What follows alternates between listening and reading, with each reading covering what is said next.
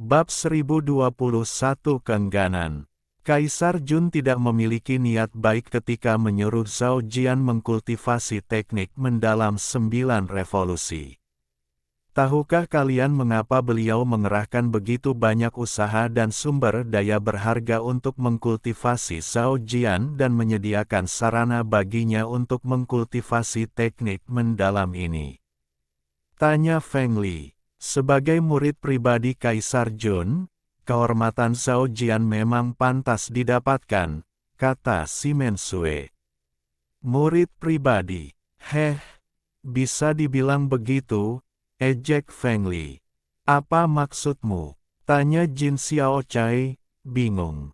Simen Sue juga tampak bingung. Mungkin kalian tidak tahu, tetapi jika kalian bertanya kepada jenderal-jenderal surgawi di sini selain kalian berdua, mereka akan tahu apa yang terjadi.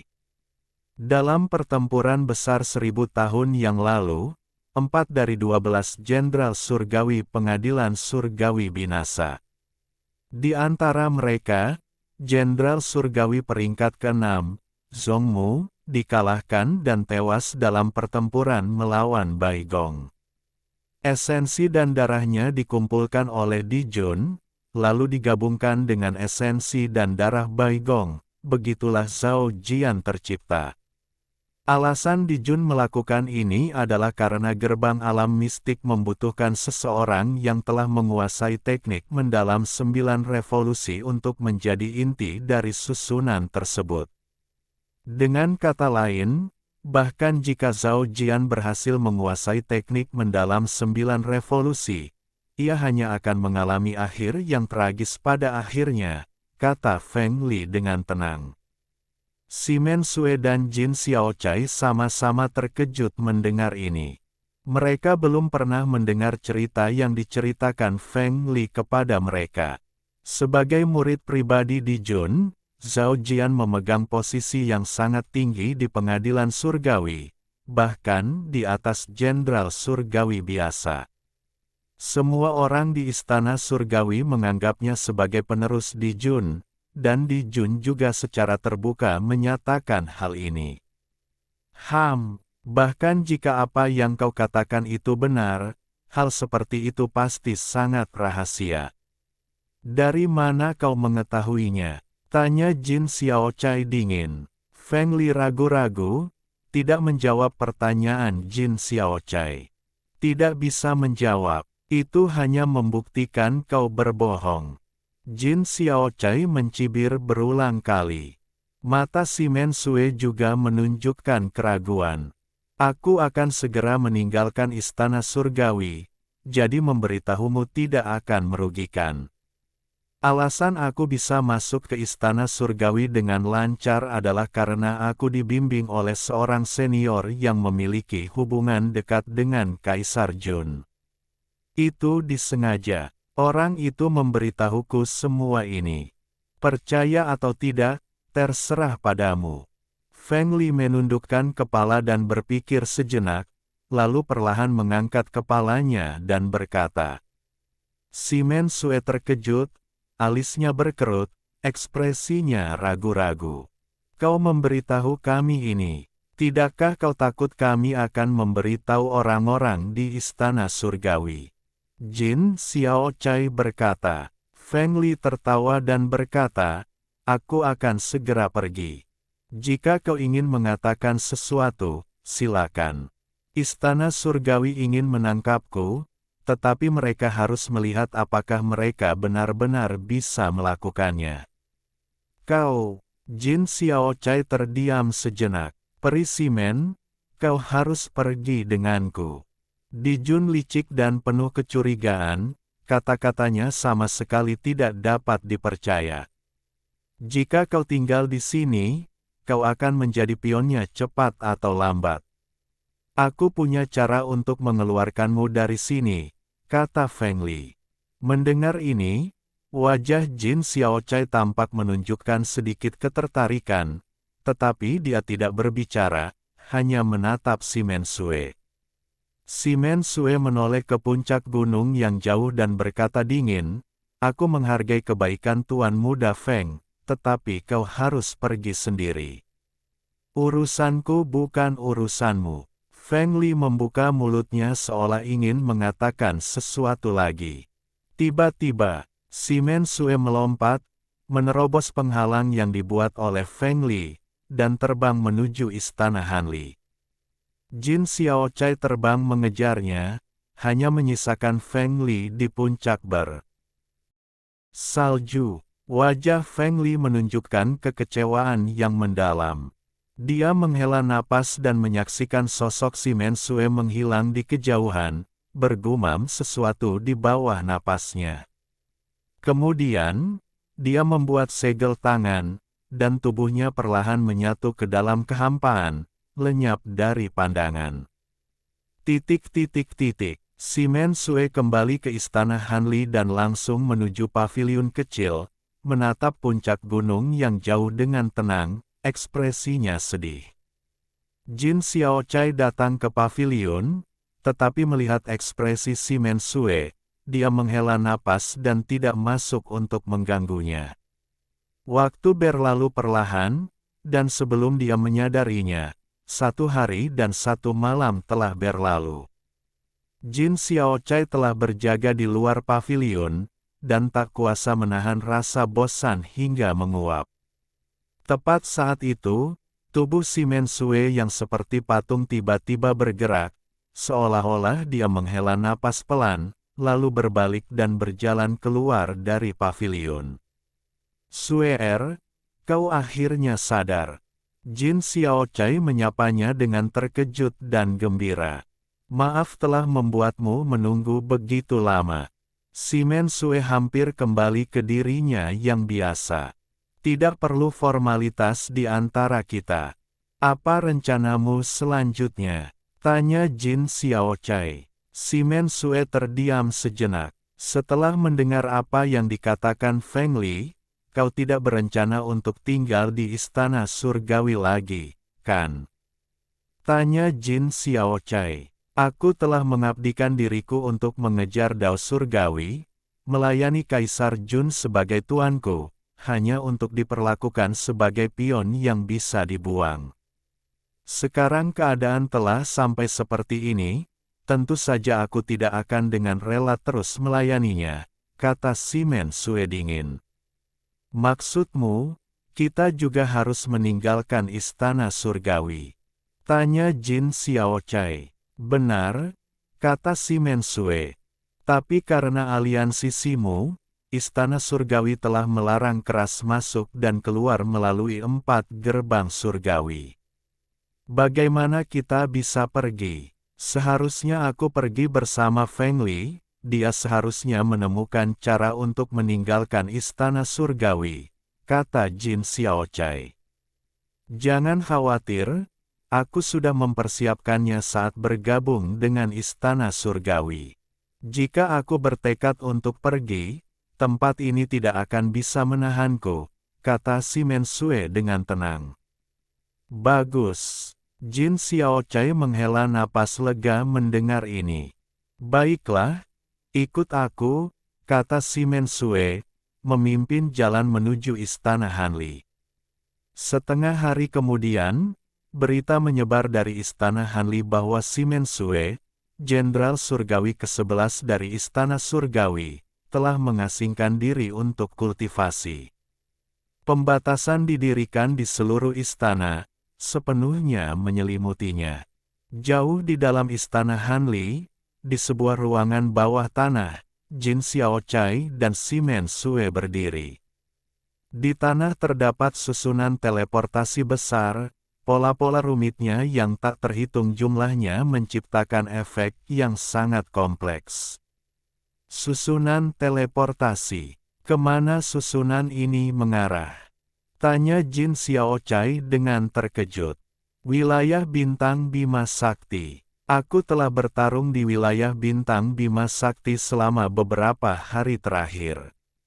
Aku tidak hanya berada di sana tanpa alasan, aku diam-diam menyiapkan susunan teleportasi ini, untuk berjaga-jaga, kata Simen Sue. Wilayah Bintang Bima Sakti, itu sangat jauh. Berteleportasi melintasi wilayah bintang membutuhkan energi spasial yang sangat besar. Seru Jin Xiaochai dengan terkejut. Jangan khawatir, aku sudah menyiapkan semuanya. Simen Sue tersenyum tipis, sambil mengeluarkan kristal seukuran kepala manusia, batu bintang. Baru kemudian senyum muncul di wajah Jin Xiaochai. Ayo pergi. Simen Sue melangkah ke dalam susunan sihir, melafalkan mantra dan membuat serangkaian segel tangan. Gelombang energi spiritual yang luar biasa terpancar dari susunan tersebut, dan cahaya putih menyilaukan melesat ke langit. Untungnya, ini adalah ruang bawah tanah yang dalam, dan Istana Hanli telah mengaktifkan semua penghalang pelindungnya, nyaris berhasil menyembunyikan fluktuasi energi. Namun, efek dari susunan sihir spasial ini benar-benar mencengangkan penghalang. Istana Hanli bergetar dan berguncang hebat. Oh tidak, dengan anomali teleportasi sebesar ini, kita pasti akan ditemukan. Wajah Jin Xiaochai pucat pasi saat ia berseru. Simen Sue tampak tidak menyadari apapun, melantunkan mantra dan membuat serangkaian segel tangan dengan kecepatan kilat. Susunan teleportasi memancarkan cahaya yang semakin terang, ruang hampa bergetar hebat, dan dinding ruang rahasia retak dan pecah, seolah-olah hampir runtuh. Tiba-tiba, Simen Sue mengeluarkan teriakan rendah, menunjuk dengan satu jari. Seberkas cahaya putih melesat dari ujung jarinya, mendarat di batu bintang. Asteris retak. Asteris retakan yang tak terhitung jumlahnya muncul di batu bintang, yang kemudian hancur sepenuhnya, berubah menjadi kekuatan spasial yang sangat besar yang mengalir ke susunan teleportasi. Asteris desis. Asteris susunan teleportasi tiba-tiba bersinar 10 kali lipat. Sosok Simen Sue dan Jin Xiaochai di dalam susunan bergoyang dan menghilang tiba-tiba. Mata Jin Xiaochai berkilat dengan cahaya warna-warni yang tak terhitung jumlahnya, dan kekuatan yang sangat besar menarik tubuhnya. Dia berjuang untuk menahannya.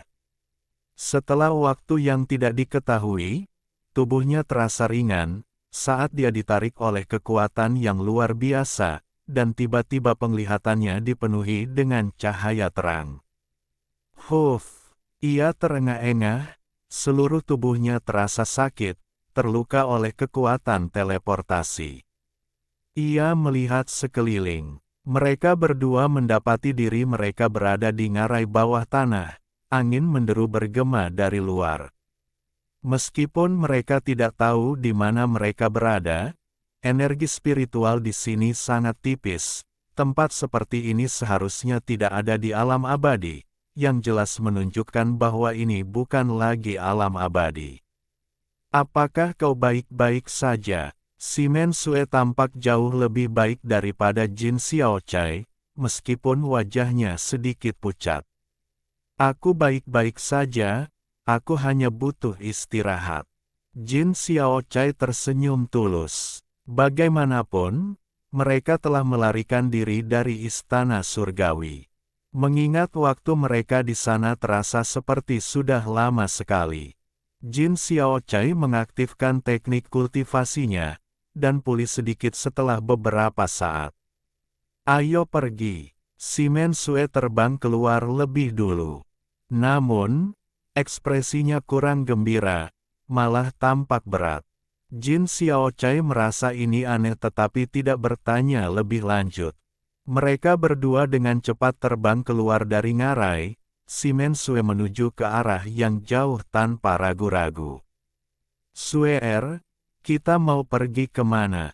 Jin Xiaochai bertanya. Ekspresi Simen Sue serius, dan dia tidak menjawab.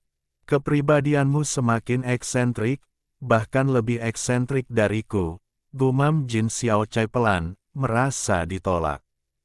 Keduanya saat ini berada di sebuah planet yang agak terpencil, dikelilingi pasir kuning dan beberapa petak padang rumput, hanya dihuni oleh beberapa binatang buas iblis, tidak ada makhluk cerdas yang ada. Setelah terbang selama lebih dari 1 jam, mereka tiba di dekat sebuah gunung hitam yang aneh.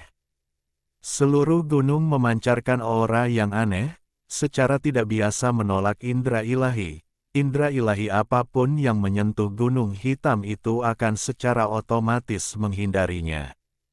Ini batu tinta hitam. Betapa besarnya urat batu tinta hitam ini. Seru Jin Xiaochai dengan takjub. Batu tinta hitam adalah batu aneh yang mampu melindungi indera ilahi seseorang dari deteksi. Batu ini cukup berharga dan umumnya digunakan untuk membangun ruang rahasia. Simen Sue berhenti di depan gunung hitam itu, ekspresi kompleks terpampang di wajahnya. Namun, ekspresi aneh ini hanya sekilas, cepat menghilang, dan dia kembali ke sikap tenangnya, terbang menuju kaki gunung. Meskipun Jin Xiaochai penasaran mengapa Simen Sue datang ke sini, dia tahu bahwa bahkan jika dia bertanya, Simen Sue tidak akan memberitahunya, jadi dia dengan patuh menutup mulutnya dan menunggu dengan tenang sampai hasilnya terungkap. Bab 1022 Kesalahpahaman. Beberapa saat kemudian, Simen Sue dan Jin Xiaochai tiba satu persatu di dekat tebing halus di kaki gunung. Simen Sue berdiri di depan tebing, melirik sekeliling, lalu menyentuh dahinya dengan tangannya yang seperti giok, dan dengan jentikan pergelangan tangannya, seberkas cahaya putih melesat keluar, mengenai sebuah titik di permukaan tebing. Permukaan tebing segera mengeluarkan serangkaian suara, gemericik, perlahan-lahan memperlihatkan sebuah pintu masuk. Sosok Simen Sue berkedip, dan dia langsung terbang ke dalam gua. Jin Xiaochai sedikit terkejut dan melepaskan indera ilahinya untuk menjelajahi gua.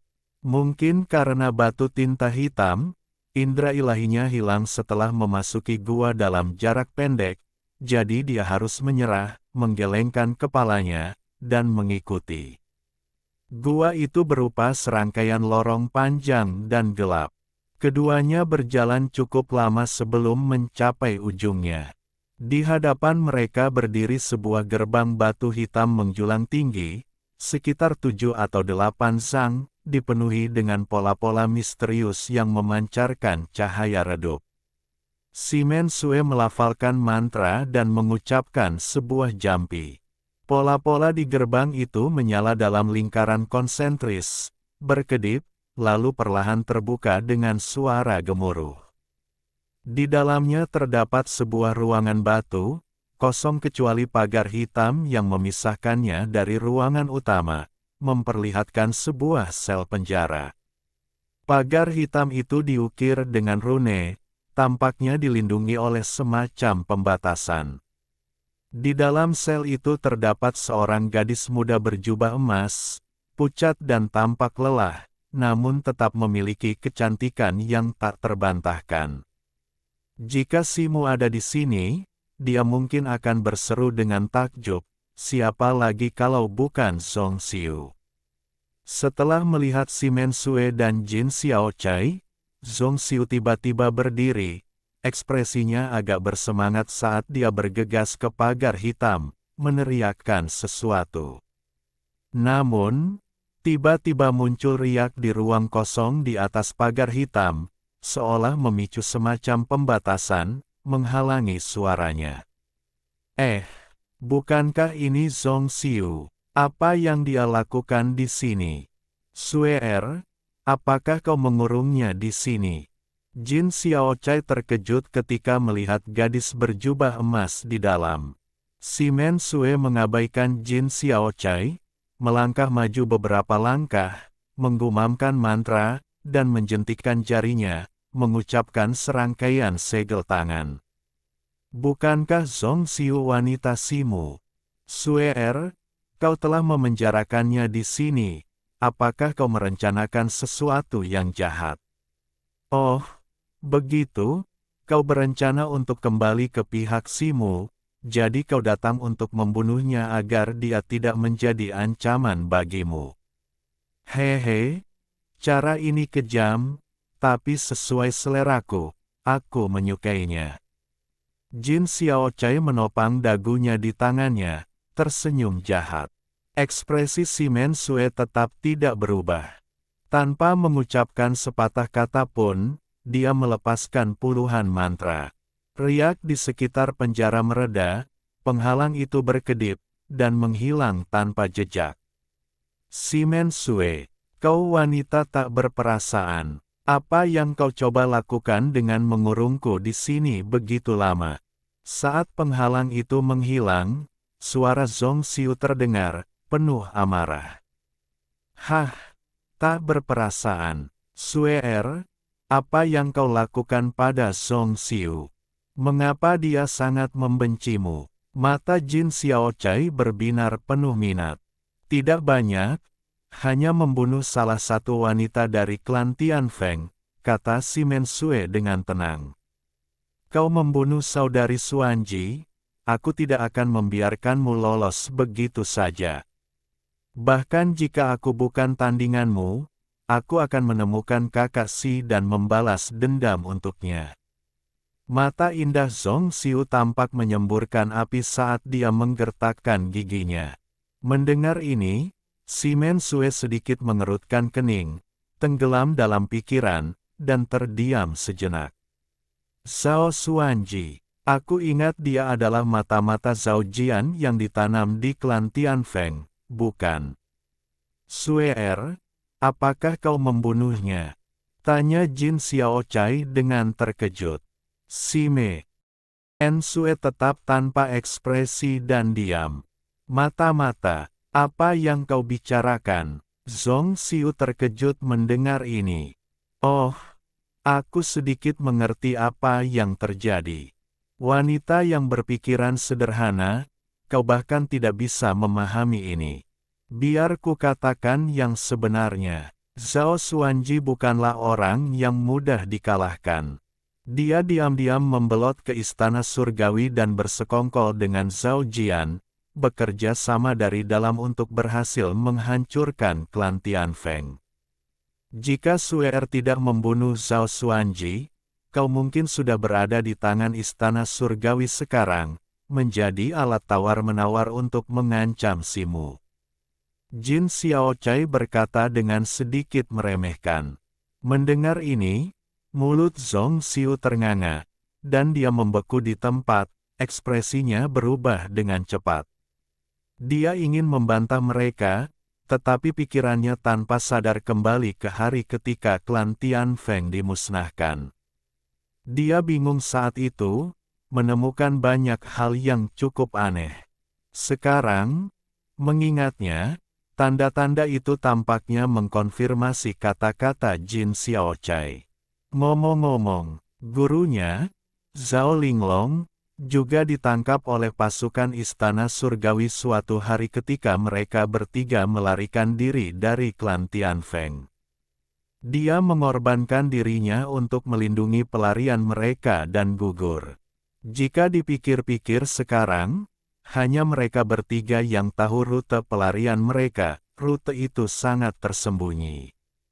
Jika seseorang tidak membocorkan rute tersebut, pasukan istana surgawi tidak akan pernah bisa mengejar mereka. Mungkinkah Zhao Xuanji benar-benar mata-mata istana surgawi, seperti yang mereka katakan? Pikiran Zhong Xiu kacau, dan dia merasa kehilangan arah dan bingung sesaat. Si Mensue membalikkan tangannya dan mengeluarkan lempengan besi hitam, melafalkan mantra. Lempengan itu terbang dan melesat ke pagar hitam. Klik, sebuah pintu muncul di pagar hitam dan perlahan terbuka. Keluar, kata Si Mensue dengan tenang. Zhong Xiu terkejut, tetapi dia tidak pergi. Apa yang kau inginkan? Jika kau bermaksud menyerahkanku ke istana surgawi untuk mengancam kakak Si, aku akan segera bunuh diri dan tidak akan pernah membiarkan rencana jahatmu berhasil.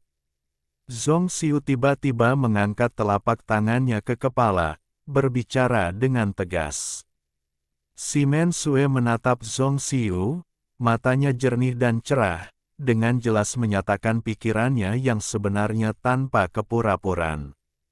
Di sampingnya, Jin Xiaochai menyilangkan tangannya, menghela napas, dan menggelengkan kepalanya. Setelah beberapa saat, mata Simen Sue meredup, dan dia menghela napas dalam hati. Oh, apakah kau rela mati untuk Simu? Jin Xiaochai mengangkat alisnya, berbicara dengan setengah tersenyum. Zhong Xiu tidak menjawab, diam-diam mengamati mereka berdua.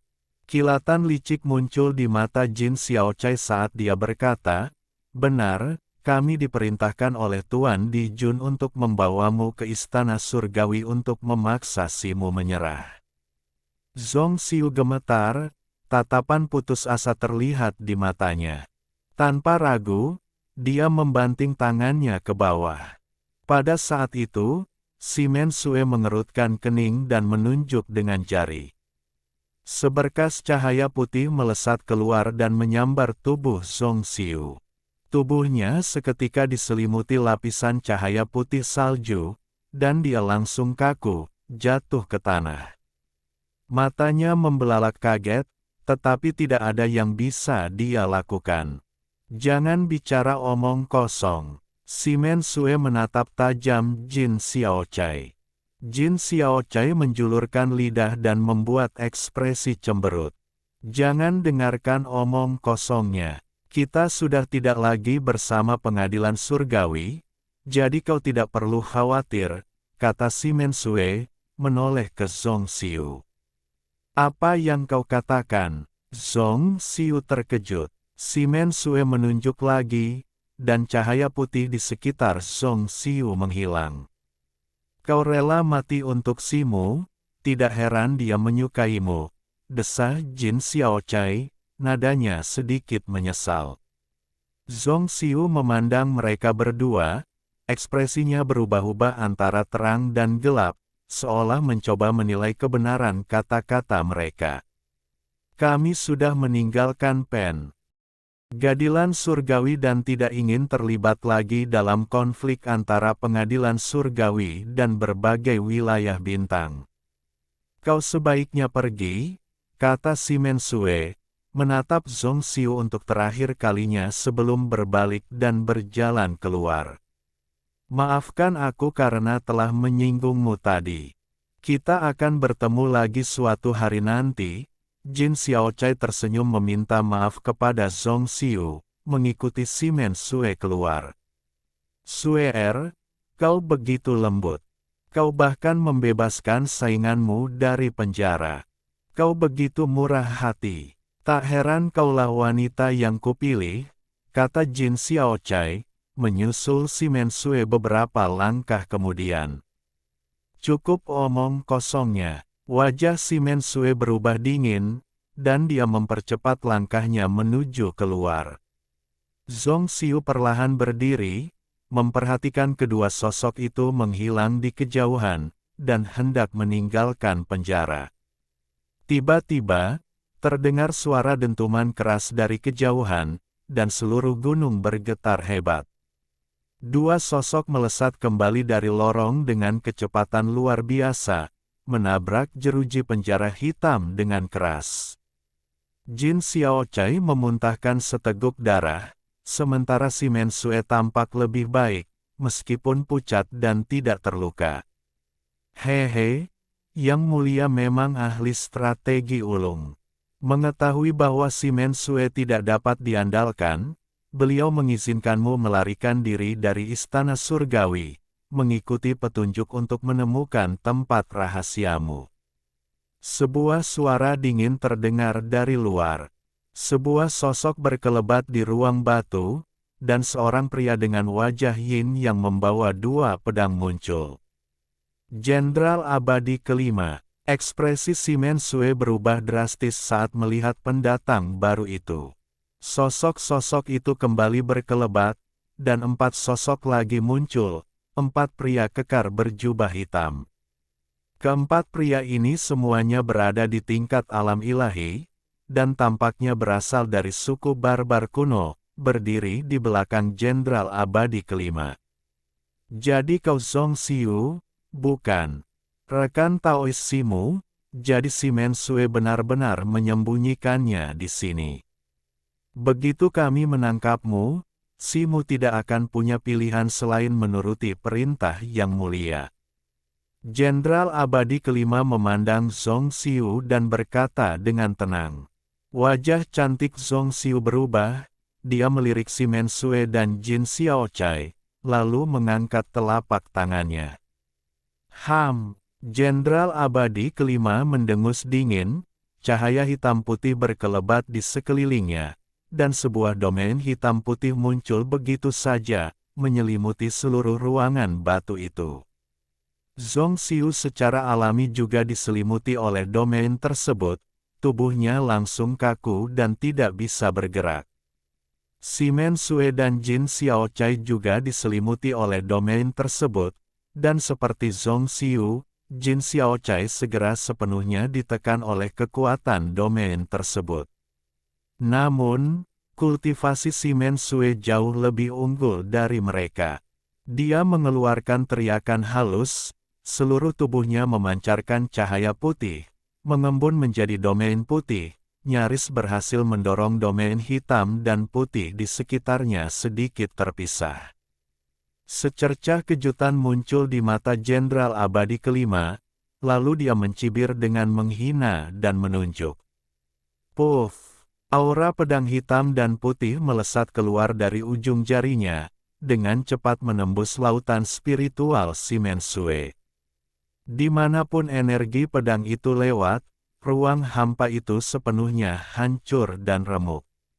Wajah si Mensue menjadi sangat cemas, tetapi dia telah mengerahkan seluruh kekuatannya untuk melawan domain hitam dan putih dan tidak memiliki kekuatan untuk menghindar lagi. Dengan suara dentuman teredam, ekspresi Jenderal Abadi kelima berubah, dan si Mensue juga terkejut. Sesosok gemuk muncul begitu saja di hadapannya, mengenakan jubah biksu berwarna kuning aprikot, tetapi biksu itu berusia 30-an atau 40-an. Bab 1023 membagi Angkatan Darat menjadi 4 jalur. Lebih dari sebulan kemudian, di atas puncak yang ekstrim dan puncak yin ekstrim Sekte Li Chen, riak kecil muncul di kehampaan. Langit biru yang tadinya jernih tiba-tiba tampak terkoyak, memperlihatkan sebuah lubang berbentuk oval. Sosok-sosok berkelebat di dalam celah itu, dan tak lama kemudian, manusia sejati Li Sheng dan beberapa tetua Qinglan muncul. Di mana pintu masuk gerbang surgawi di Sekte Li Chen? Mengapa kita tidak dapat menemukannya? Tanya tetua Namong. Pandangannya menyapu ke bawah. Area persegi yang terbentuk di antara puncak yang ekstrim dan puncak yin ekstrim, puncak Li Huo, dan puncak Zhen Lei adalah lokasi pintu masuk teleportasi gerbang surgawi. Biasanya disembunyikan oleh formasi kuno, jadi kalian tidak dapat melihatnya. Saat kita menyerang, aku akan mengaktifkannya dengan senjata sihir, dan kalian akan dapat melihatnya, kata Li Sheng. Dengan itu, dia menggerakkan pergelangan tangannya, dan sebuah manik putih transparan muncul di telapak tangannya. Mengapung di dalam manik itu terdapat puluhan kapal perang perak mini, tampak seperti patung miniatur. Namun, setelah diperiksa lebih dekat, terlihat bahwa kapal-kapal perang itu dipenuhi oleh murid-murid Qinglan yang mengenakan jubah hijau. Setelah memeriksa bola itu sejenak, Guru Li Sheng menyimpannya. Dengan jentikan pergelangan tangannya, dia menyapu udara di depannya, dan lubang berbentuk oval itu lenyap, bersamaan dengan sosok semua orang.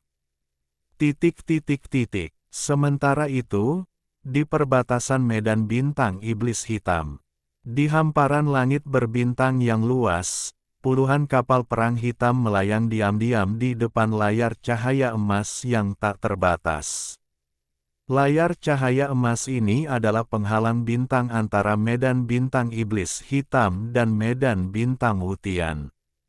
Di atas kapal perang utama dalam armada, beberapa sosok melayang di udara, Yan Luo dan beberapa jenderal iblisnya.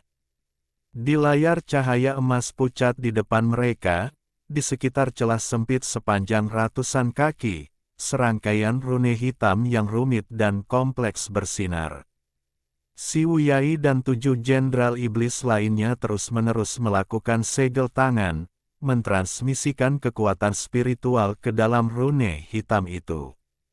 Saudari, sebentar lagi kita bisa membuka celah spasial ini cukup lebar, dan armada bisa memasuki medan bintang wutian, kata Feng Ji lembut, tangannya masih bergerak.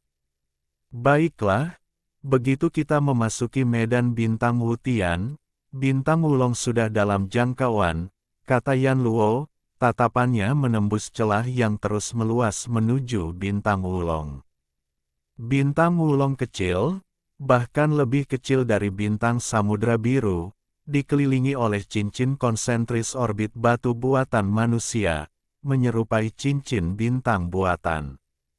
Yan Luo tahu cincin-cincin ini adalah formasi yang membuka jalan menuju gerbang surgawi. Di luar cincin-cincin ini, 3 meteorit raksasa seperti pulau melayang di langit, masing-masing dihiasi dengan benteng batu hitam, jelas sangat kokoh. Setengah bulan lagi berlalu. Pada hari ini, di medan bintang Yachong, di hamparan padang rumput hijau yang luas di bintang Mingling, berdiri 4 menara batu putih menjulang tinggi, permukaannya diukir dengan rune kuno dan misterius. Di tengah area yang dikelilingi oleh 4 menara batu terdapat sebuah platform batu putih, dengan keliling beberapa mil, tingginya hanya sekitar setengah kaki, permukaannya juga ditutupi dengan ukiran rune yang rumit. Di sekitar menara terdapat banyak bangunan bundar tinggi, tempat banyak jenderal surgawi dengan baju zirah berbagai warna bergerak masuk dan keluar, berpatroli bolak-balik. Di luar menara di sebelah utara, di atas bukit yang tingginya kurang dari 10 kaki, terbaring seekor kodok hitam seukuran telapak tangan, kepalanya tertutup sisik kuning cerah yang keras, tampak sangat aneh. Lebih aneh lagi, perut kodok itu embung, mengeluarkan suara manusia. Saudara Taois Chongwu, kekuatan supranaturalmu sungguh luar biasa, mampu menciptakan ruang di dalam tubuhmu, memungkinkan seluruh pasukan untuk tinggal di dalamnya. Ini menghemat banyak masalah bagi kami, suara tetua agung terdengar, berasal dari dalam perut kodok. Tetua, Anda terlalu memuji saya. Kekuatan ilahi ini tidak berguna dalam pertempuran, itu hanya bisa berguna sekarang, suara Chongwu terdengar. 2 pasukan lainnya telah mengirimkan kabar bahwa mereka siap, dan sekarang mereka hanya menunggu perintah pemimpin aliansi Si, suara tetua itu bergema lagi. Di perbatasan medan bintang Tianhe, sebuah planet besar dengan cahaya redup diselimuti lapisan nebula abu-abu tebal, melayang diam di langit berbintang. Di dalam nebula abu-abu itu, terdapat banyak pusaran awan melingkar, terhubung erat satu sama lain, membentuk pemandangan yang sangat aneh. Di sekitar planet ini, pecahan meteorit abu-abu gelap melayang di mana-mana. Di antara meteorit-meteorit ini, yang lebih kecil hanya berdiameter beberapa kaki, sedangkan yang lebih besar sebesar gunung, menutupi area luas langit berbintang dengan padat. Di kejauhan, seberkas cahaya terang besar melesat menuju planet itu, hanya sedikit melambat saat mendekat. Di dalam cahaya itu terdapat puluhan kapal perang emas besar. Kapal perang terdepan memiliki anjungan yang penuh sesak dengan orang. Berdiri di paling depan adalah seorang pemuda tegap berjubah biru, dia adalah Simu. Chaier, bertengger di bahunya, menatap langit berbintang yang luas dengan bosan. Kepala klan Lu, tahukah kau mengapa ada begitu banyak pecahan meteorit di luar Jiangxime? Tanya Simu, tatapannya menembus lapisan puing meteorit ke planet yang redup itu. Pemimpin aliansi Si, mungkin kau tidak tahu, tetapi dulu ada planet sekunder di dekat Jiangxime. Aku tidak tahu apakah planet itu hancur dalam perang selama invasi Istana Surgawi 1000 tahun yang lalu, atau apakah kemudian dihancurkan oleh Istana Surgawi setelah intinya diekstraksi, desah Lu Kuizong. Simu mengangguk sedikit. Di belakangnya, yang lain yang berdiri bersama Lu Kuizong juga memiliki ekspresi serius, membuat suasana di kapal agak mencekam. Kita hampir sampai di bintang Jiangxime. Aku ingin tahu di mana pintu masuk teleportasi gerbang surgawi. Tanya Anhua, melihat pusaran awan melingkar di atas bintang Jiangxime. Jenderal Surgawi tidak mengatakan apa-apa, tetapi pasti ada pasukan Istana Surgawi yang ditempatkan di bintang Jiangxime. Mereka akan memimpin kita ke sana pada akhirnya, kata Simu. Aku penasaran seperti apa Istana Surgawi itu, Situ. Apa menurutmu Kaisar Langit sudah menyiapkan jamuan makan untuk kita? Chaier tiba-tiba tertarik, memiringkan kepalanya dan membayangkan hidangan lezat di Istana Surgawi. Dasar rakus, kenapa kau masih memikirkan makanan di saat seperti ini? Sekalipun Istana Surgawi mengadakan jamuan makan, itu pasti jebakan. Bisakah kau benar-benar pergi dan makan di sana tanpa khawatir? Kata Simu, gelis sekaligus kesal. Entah itu jamuan makan yang enak atau yang tidak enak, kita tetap akan bertarung. Aku akan makan beberapa harta karun mereka yang langka dan berharga terlebih dahulu. Tidak akan rugi, kata Chaier sambil mengecap bibirnya. Simu terdiam sejenak, dan yang lain di belakangnya tersenyum diam-diam. Suasana di kapal menjadi jauh lebih tenang. Saat mereka berbicara, seluruh armada muncul dari lapisan meteorit dan tiba di luar bintang Jiangxime. Kita sudah sampai di sini. Jika Istana Surgawi memiliki garnison di sini, mereka pasti sudah menyadarinya sekarang, kan? Mengapa belum ada yang keluar? Su Yujin sedikit mengerutkan kening, bertanya dengan sedikit curiga. Mungkinkah ini jebakan? Mungkin aku harus memimpin kapal perang untuk menyelidiki dulu. Anhua menawarkan diri. Tidak perlu terburu-buru. Mari kita periksa senior Li Sheng dan yang lainnya dulu sebelum membuat rencana apapun. Simu melambaikan tangannya dan berkata. Setelah mengatakan itu, dia mengangkat tangannya, dan cincin putih di jari kelingkingnya bersinar terang, membentuk susunan sihir mini di telapak tangannya. Pikiran Simu bergejolak, dan secerca indera ilahinya meresap ke dalamnya. Setelah beberapa saat, Simu menarik tangannya, dengan ekspresi gembira di wajahnya. Bagaimana? Tanya Lu Kuizong dengan tergesa-gesa. Ketiga pasukan telah tiba di pintu masuk teleportasi, hanya menunggu pesan kita, kata Simu. Setelah berbicara, dia melihat nebula abu-abu tebal di bintang Jiangxime, dan tiba-tiba sebuah pikiran terlintas di benaknya, matanya bersinar dengan cahaya kemasan. Ada apa, pemimpin aliansi Si? Apakah ada sesuatu yang tidak beres? Tanya Lu Kuizong, memperhatikan ekspresi aneh di wajah Simu. Simu tidak menjawab, tetapi menepuk bahu Chaier dan berkata, gunakan mata spiritualmu untuk melihat apakah ada sesuatu yang mencurigakan tentang bintang Jiangshima. Baik, jawab Chaier, matanya segera bersinar dengan cahaya kemasan. Tatapannya tertuju pada awan yang berputar-putar di bintang Jiangshima. Kepalanya bergerak bolak-balik beberapa kali sebelum cahaya kemasan itu perlahan memudar. Bagaimana? Tanya Simu. Aku hanya bisa melihat cahaya gelap mengalir di bawah nebula abu-abu, seolah-olah lapisan tirai cahaya muncul. Itu tampak seperti penghalang, mirip dengan susunan penghalang di bintang Wuyan, tapi...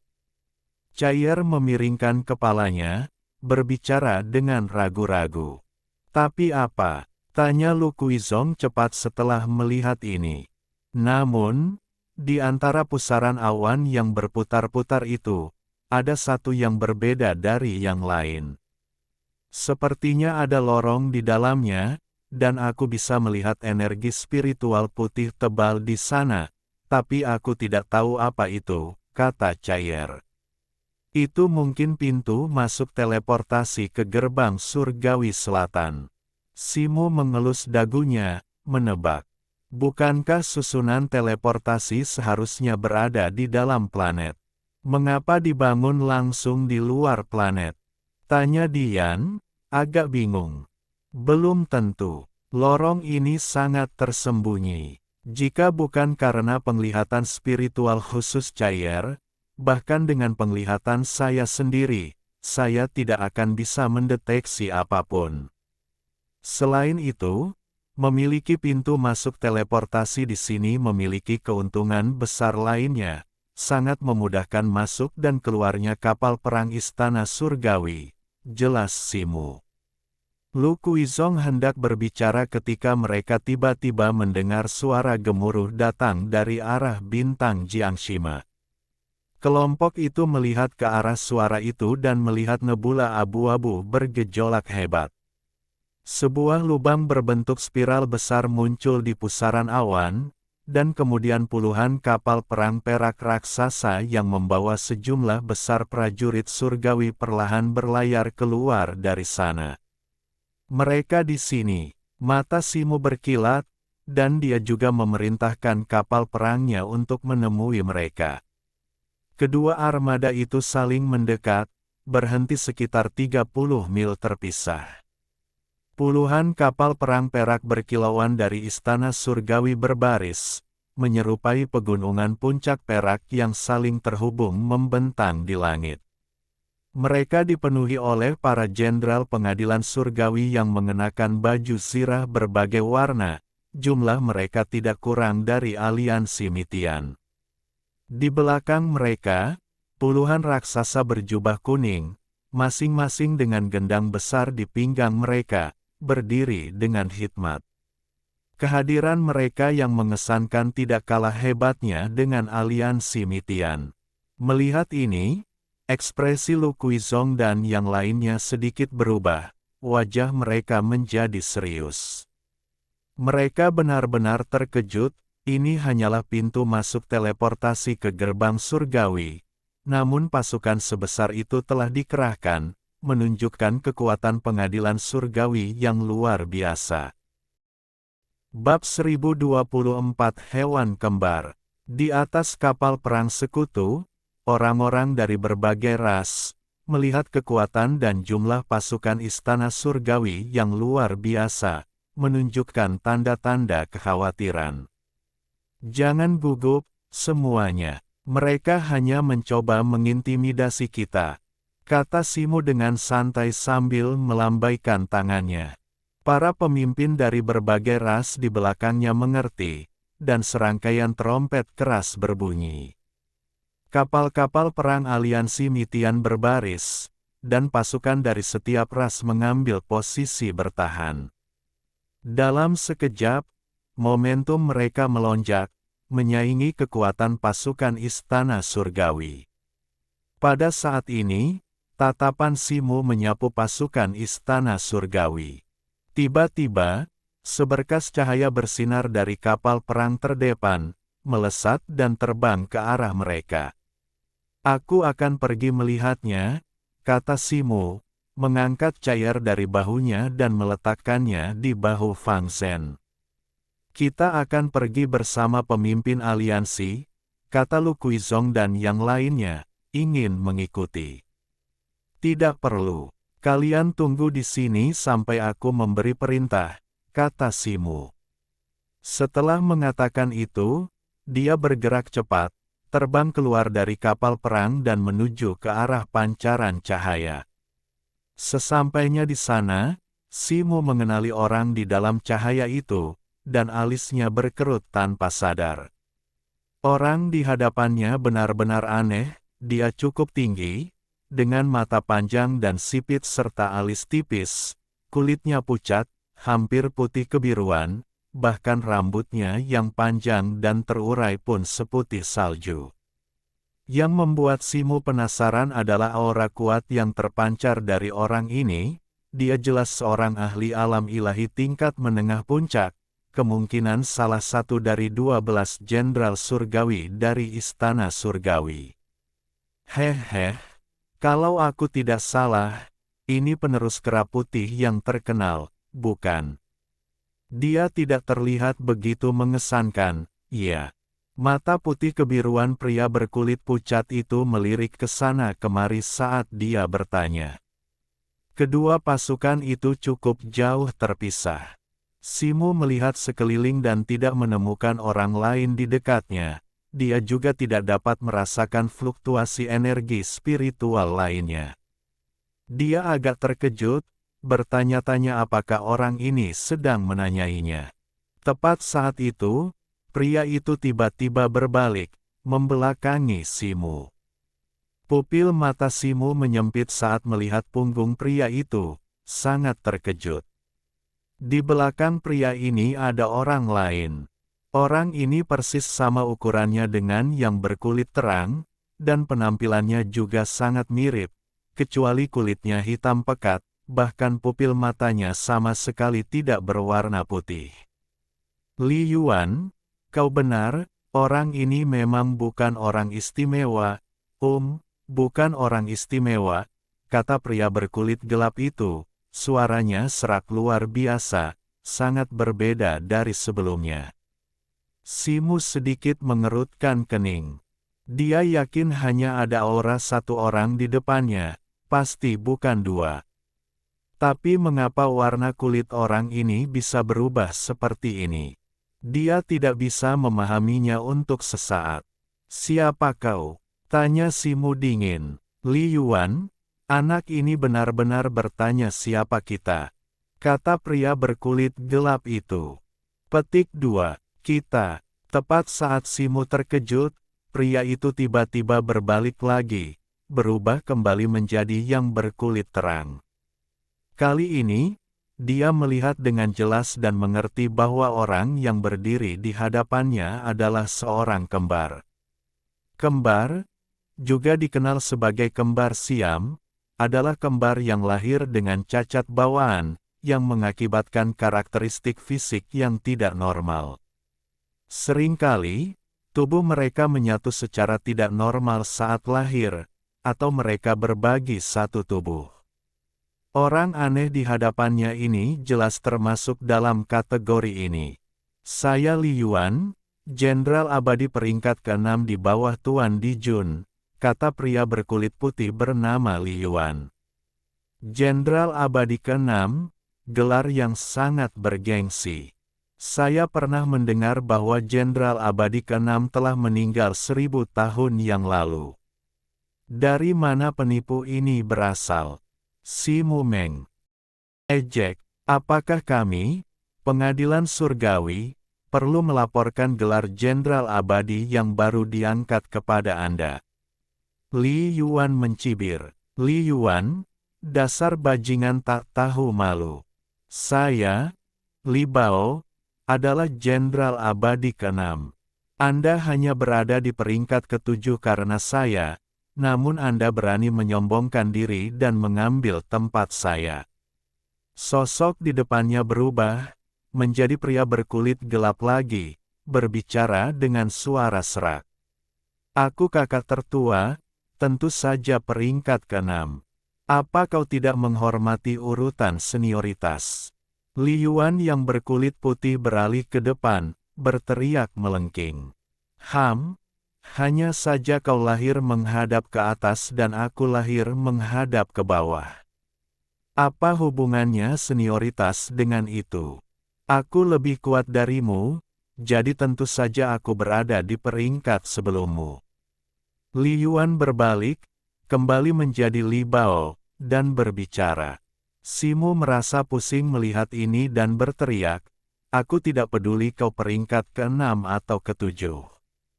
Seperti kata pepatah, anjing yang baik tidak menghalangi jalan. Tuanmu mengundangku ke sini untuk pembicaraan damai. Mengapa kalian semua tidak segera minggir dan membiarkan kami pergi ke gerbang surgawi selatan? Petik 2. Berani-beraninya kau. Bocah ini berani menyebut kami anjing. Dia benar-benar mencari kematian. Li Bao yang berkulit gelap berteriak melengking. Kau mencari kematian. Dengan itu, dia berbalik dan Li Yuan yang berkulit putih berteriak serempak. Kami datang sesuai kesepakatan, tetapi sebelum kami bertemu tuan kami, kalian berdua iblis menghalangi kami di pintu. Jika kalian bukan anjing, lalu kalian apa? Tanya Simu sambil tersenyum. Kau, Li Yuan yang berkulit putih terdiam. Kaisar Jun mengundangmu untuk bernegosiasi sendirian, namun kau membawa pasukan besar bersamamu. Aku benar-benar tidak tahu apakah kau menyimpan niat jahat atau hanya pengecut. Orang di depannya tiba-tiba berubah menjadi Li Bao yang berkulit gelap, mengejeknya. Kaisar Jun sendiri mengirim pesan yang mengatakan aku bisa membawa siapapun yang aku inginkan, tetapi sekarang dia mengingkari janjinya. Bukankah ini melanggar janjinya dan memperkaya dirinya sendiri? Bukankah ini perilaku seorang penjahat? Sungguh tak tahu malu, tegur Simu. Dasar, orang gila yang kurang ajar, berani menjelekkan yang mulia. Li Yuan, mari kita kesampingkan masalah peringkat untuk saat ini dan bergabung untuk membunuhnya. Wajah Li Bao berubah menjadi ekspresi ganas saat dia berteriak dengan suara serak. Baiklah, ia berbalik dan berubah menjadi Li Yuan, menjawab dengan lantang. Dengan itu, ia menggerakkan pergelangan tangannya, dan sebuah kipas bulu putih muncul di telapak tangannya, berkilauan dengan cahaya, jelas bukan benda biasa. Ia mengayunkan kipas itu dengan tajam, dan semburan api putih meletus, berubah menjadi naga putih sepanjang lebih dari 100 kaki. Naga itu sedikit berputar di udara dan menyerang Simu. Naga putih itu berkilauan dengan cahaya kristal, tidak tampak seperti api, tetapi gelombang panas yang terpancar darinya sangat membakar. Ditambah dengan aura yang kuat dan kecepatan yang luar biasa, ia mencapai Simu dalam sekejap. Simu mengulurkan tangannya ke depan, dan sebuah tangan biru raksasa segera muncul di hadapannya, mencengkeram leher naga putih itu. His desis-desis. Suara uap yang mengepul terdengar, dan awan kabut putih besar naik, memenuhi separuh langit berbintang. Apa yang terjadi? Haruskah kita pergi membantu? Di kapal perang aliansi Mitian, Zhao Zuming melihat kabut putih itu dan bertanya. Karena pasukan musuh belum bergerak, sebaiknya kita tidak bertindak gegabah. Jika tidak, kita malah akan memperburuk keadaan dan memicu pertempuran besar-besaran, membuat semua persiapan kita sebelumnya menjadi sia-sia, kata Su Yujin. Kepala klan Su benar. Lagi pula, pemimpin aliansi Si belum memberi perintah, jadi kita tidak boleh bertindak gegabah, kata Lu Kuisong. Jangan khawatir, percayalah padaku. Orang aneh ini bukan tandingan. Situ, kata Cair dengan santai, bertengger di bahu Fang Zhen, tanpa menunjukkan tanda-tanda kekhawatiran. Tepat setelah dia selesai berbicara, raungan naga terdengar, diikuti oleh ledakan dahsyat di dalam kabut putih. Boom! Hamparan kabut putih yang luas berputar dan menghilang, dari mana Simu terlempar ke belakang. Ratusan anak panah putih ramping menembus kabut di depannya, meluncur ke arahnya. Simu dengan santai mempersiapkan diri, dan sebuah perisai batu bundar berwarna kuning tanah muncul di depannya, menghalangi anak panah tersebut. Serangkaian benturan, tajam dan cepat terdengar saat cahaya putih pada perisai batu itu hancur, mengirimkan gelombang energi ke udara dan memaksa Simu untuk mundur. Tepat saat itu, kilatan cahaya gelap muncul di antara anak panah putih, dan sebuah anak panah hitam melesat masuk. Anak panah itu bertabrakan sebentar dengan salah satu anak panah putih, lalu tiba-tiba menyatu, berubah menjadi anak panah hitam dan putih yang menembus perisai di depan Simu. Dentuman yang memekakkan telinga bergema. Perisai batu itu hancur menjadi debu, dan Simu, yang terkena kekuatan luar biasa, terlempar puluhan meter lebih jauh ke belakang. Setelah mendapatkan kembali keseimbangannya, Simu sedikit terkejut.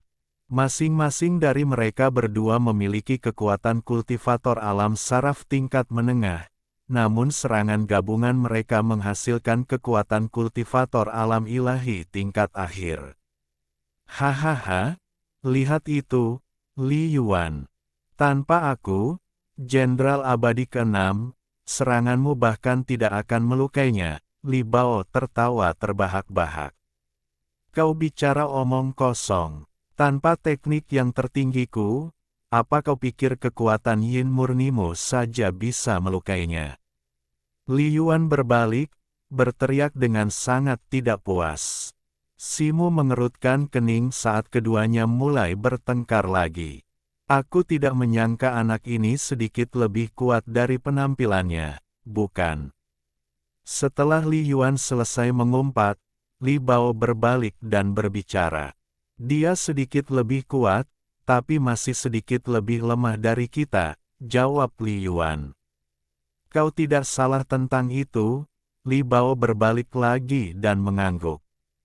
Mendengarkan olok-olok keduanya, Simu perlahan melangkah keluar dari kehampaan. Dia belum memasuki istana surgawi dan tidak ingin mengungkapkan terlalu banyak kekuatannya, tetapi dia juga tidak ingin membuang waktu lagi di sini. Aku tidak punya waktu untuk membuang waktu dengan omong kosongmu. Bersiaplah untuk mati, kata Simu. Dengan itu, dia tiba-tiba mengangkat tangannya, dan cahaya abu-abu melesat keluar dari ujung jarinya seperti kilat abu-abu, menghilang dalam sekejap.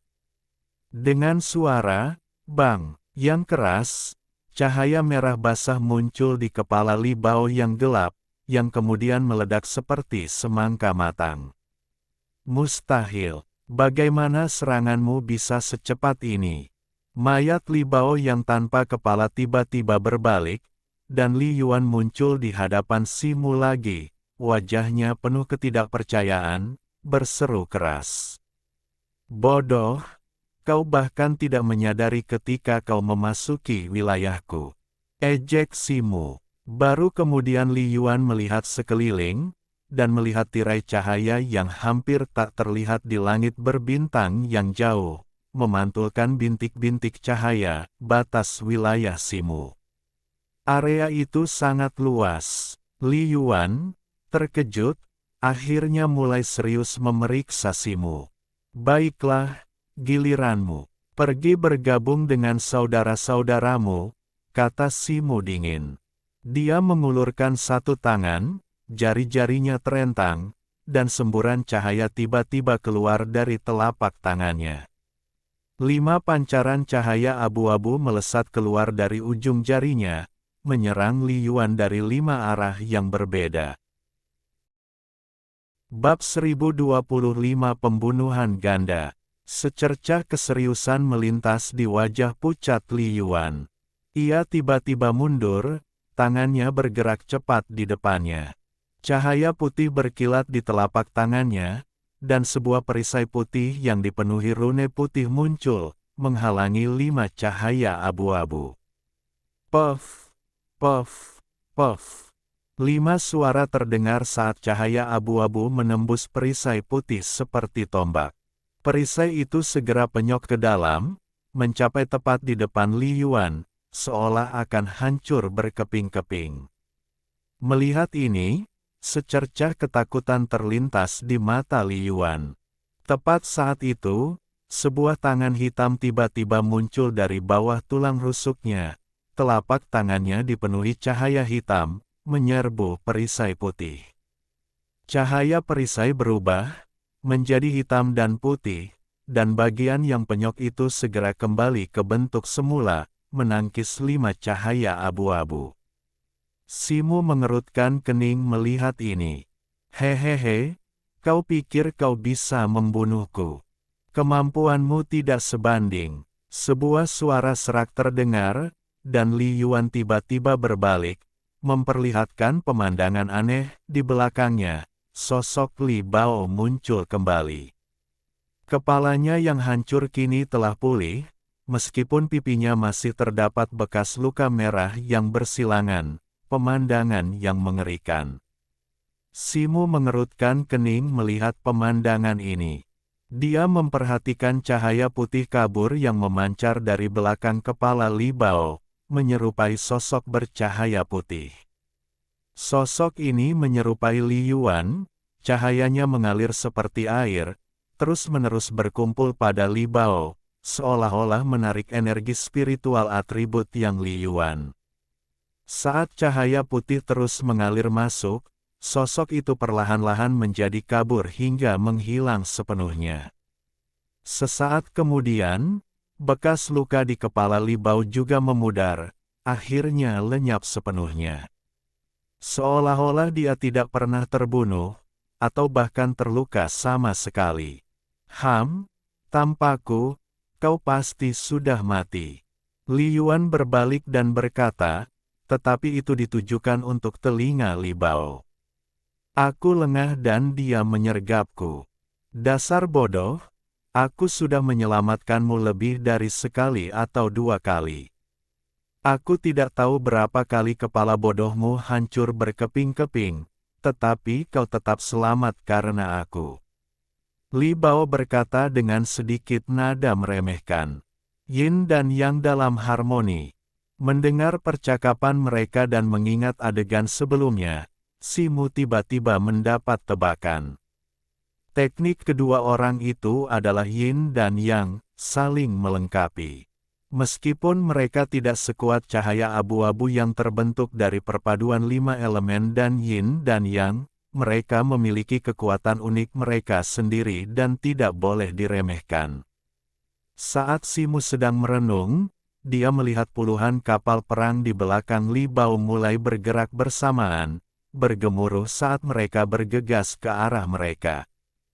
Ternyata pasukan Istana Surgawi, melihat bahwa Li Yuan dan Li Bao berada dalam posisi yang tidak menguntungkan, berencana untuk datang membantu mereka. Mereka sudah bergerak, ayo kita maju juga. Anhua dari aliansi Mitian segera berkata setelah melihat ini. Ya, perintahkan pasukan untuk bersiap berperang, perintah Lu Kuizong dengan suara berat. Mendengar ini, semua orang langsung bertindak, bersiap untuk pertempuran sengit. Tunggu, Simu menyuruh kita untuk menahan diri dulu. Caier, yang bertengger di bahu Fang Zhen, tiba-tiba berseru. Mendengar ini, semua orang ragu sejenak, tetapi tetap menuruti perintah Simu. Kalian berdua tidak cukup untuk melawanku. Kalian harus membawa seluruh pasukan, mencoba mengalahkanku dengan jumlah yang banyak. Tatapan Simu menyapu kapal perang di belakang keduanya, wajahnya menunjukkan rasa jijik saat dia mengejek. Ekspresi Li Bao langsung berubah gelap setelah mendengar ini. Di belakangnya, Li Yuan berteriak melengking, "Apa yang kalian semua lakukan? Kembali ke sini sekarang juga." Teriakan ini bergema seperti gelombang yang bergulir, dan semua kapal perang istana surgawi berhenti, tidak lagi maju. Simu terdiam, dia tidak menyangka kedua orang ini begitu berpikiran sederhana. Tepat ketika dia merenungkan hal ini, sosok di depannya menjadi kabur, dan sosok Li Bao tiba-tiba menghilang dari tempatnya.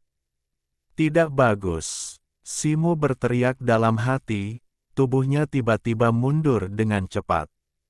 Hahaha, terlambat. Tawa melengking terdengar, berasal dari Li Yuan. Sebelum kata-katanya selesai, dia tiba-tiba muncul di atas kepala Simu, mengibaskan kipas bulu putihnya, dan hujan bila api putih berkilauan segera turun dari atas. Bila api putih itu, seperti hujan api, menghujani, membelah langit berbintang gelap menjadi beberapa bagian, membawa serta turbulensi spasial yang sangat tajam saat menyerang Simu. Simu mendengus dingin, mengangkat satu tangan dan meninju ke atas. Bayangan kepalan emas raksasa tiba-tiba muncul, maju lapis demi lapis seperti dinding raksasa, menghantam bila api putih dan turbulensi spasial. Boom! Sebuah dentuman teredam terdengar, dan bila api putih serta bayangan kepalan emas meledak, tersebar ke segala arah di bawah pengaruh turbulensi spasial. Aliran udara yang ganas berubah menjadi angin kencang, terbang ke segala arah. Tersapu oleh kekuatan ini, tubuh Simu tanpa sadar tenggelam beberapa kaki. Dia merasakan hawa dingin di betisnya dan melihat ke bawah untuk melihat kakinya terendam dalam rawa hitam berdiameter beberapa puluh kaki.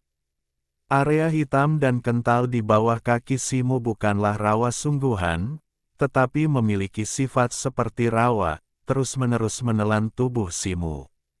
Dalam sekejap, kaki Simu di bawah lutut benar-benar terendam. Yang lebih mengejutkan Simu adalah betisnya, yang kini terendam di rawa, telah kehilangan semua rasa, dia sama sekali tidak bisa merasakan keberadaannya. Haha, bagaimana rasanya kehilangan kaki?